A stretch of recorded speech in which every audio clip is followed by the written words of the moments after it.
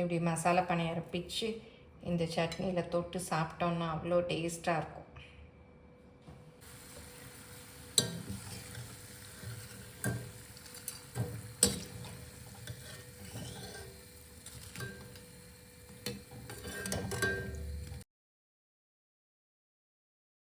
பாருங்கள், ரொம்ப நல்லா வந்திருக்கு.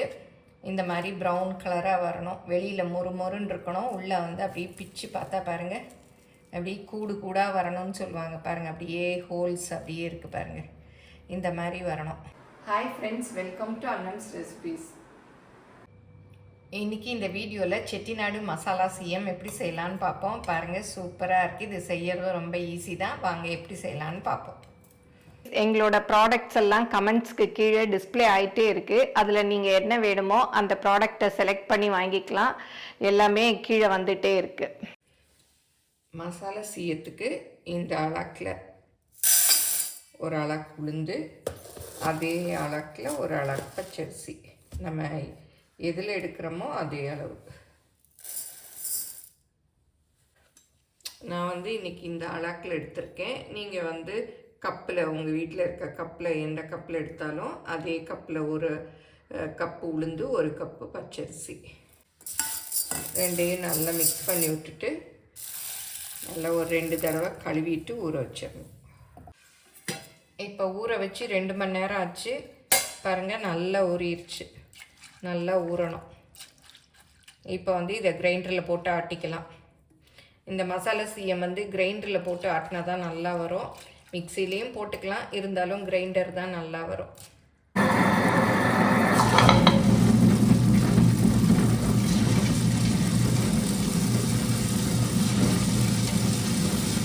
இதுக்கு தேவையான உப்பு போட்டுக்கலாம். தண்ணியை கொஞ்சமாக தெளிச்சுக்கணும், ரொம்ப ஊற்றிடக்கூடாது. பார்த்து நல்லா நைஸாக ஆட்டணும். அரைப்படாமல் 1-2 இருந்தால் கூட பணியாரம் வெடிக்கும். அதனால் நல்லா தண்ணி தெளித்து நைஸாக அரைச்சிக்கணும்.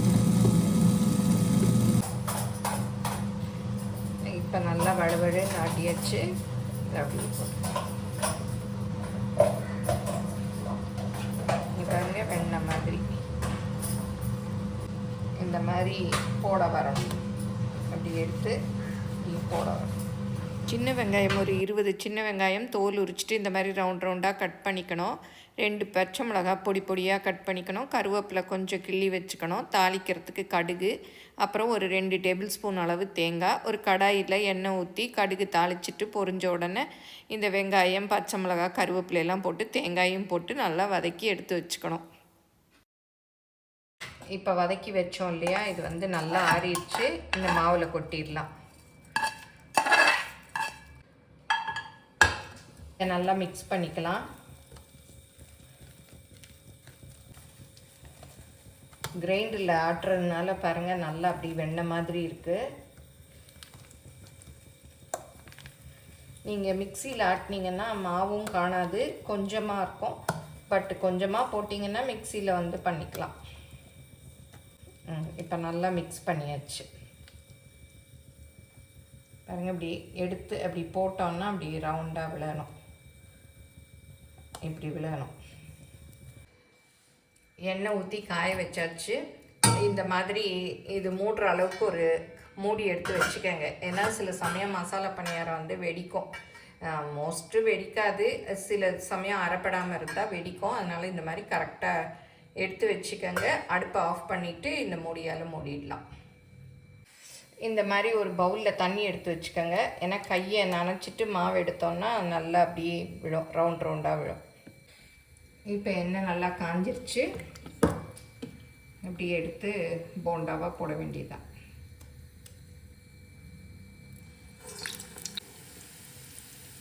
உங்களுக்கு எவ்வளோ சைஸ் வேணுமோ அவ்வளோ சைஸ் போட்டுக்கலாம்.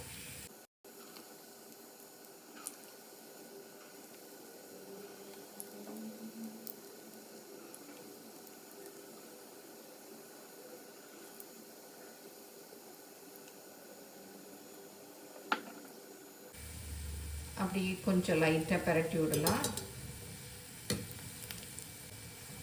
இந்த மசாலா சிஎம்லாம் ஷேப்பெல்லாம் இல்லை, குட்டி குட்டி போண்டா மாதிரி இருக்கும்.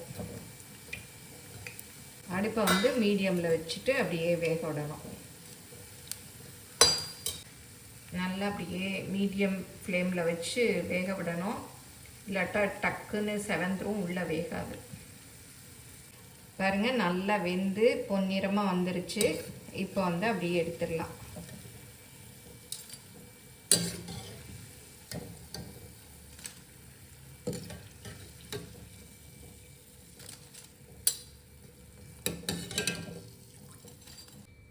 இப்போ மசாலா சிஎம் சூப்பராக ரெடி ஆயிடுச்சு.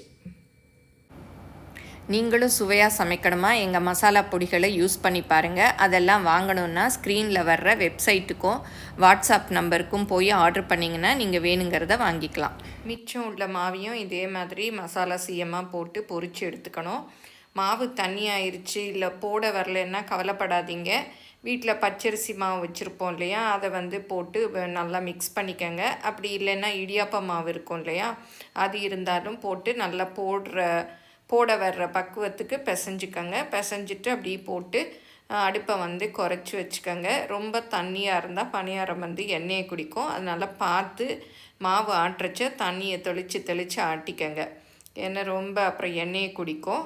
அப்புறம் அடுப்பை குறைச்சி வச்சுட்டு நல்லா மிதமான தீயில் இந்த மாதிரி பொரிச்சு எடுத்திங்கன்னா பொன்னிறமாக வரும். இந்த டிப்ஸ் எல்லாம் ஃபாலோ பண்ணிங்கன்னா மசாலா பணியாரம் சூப்பராக வரும்.